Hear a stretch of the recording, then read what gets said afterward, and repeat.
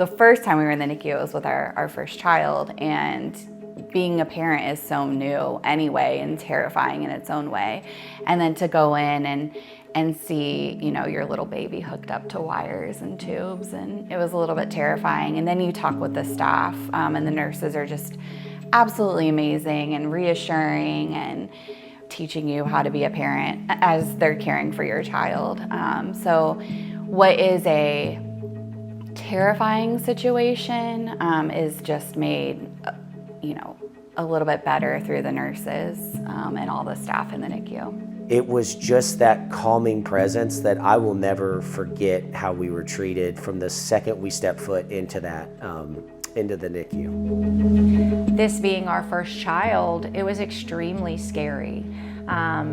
You know, the fear of the unknown of what was coming or when he was coming. The doctors did a great job of keeping us at ease, and so did the hospital and the facilities.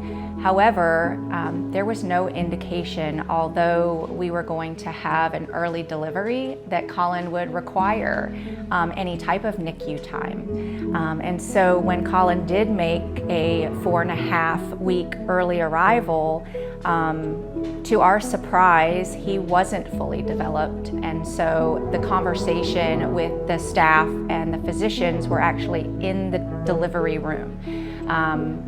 Our first pregnancy, we were extremely scared and nervous, but they did a wonderful job of letting us know why they were doing what they were doing, what they were doing, and where they were taking him, and that, you know, he would be in the best hands possible, and we would be able to see him in a very short time. Having a newborn is supposed to be one of the most exciting times of your life, and not every birth is going to go well.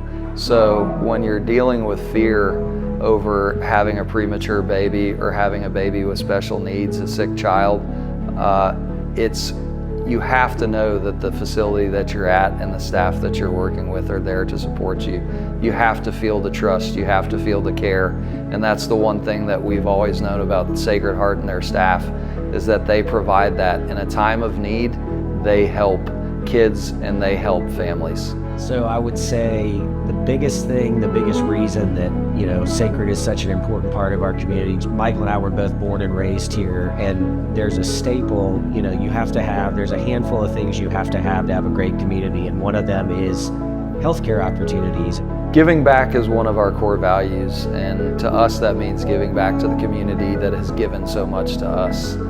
Sacred Heart, being one of our key clients, has also impacted our lives through our children, and having our children in the NICU, we understand how important that service is to the community, and we want to do everything we can to help other families and other sick children in their times of need. So that's why it's so important to us to give back to this cause, Cat Country Radiothon.